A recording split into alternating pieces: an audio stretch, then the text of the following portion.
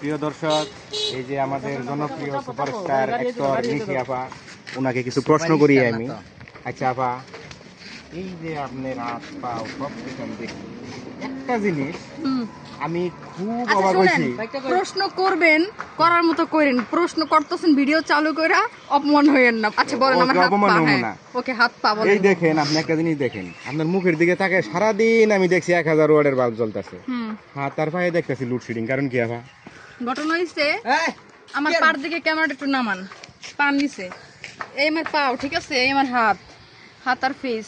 ঘটনা হইছে, সুপারস্টার নায়িকা, এপিসোড থাকেন ডিরেক্টর সাহেব।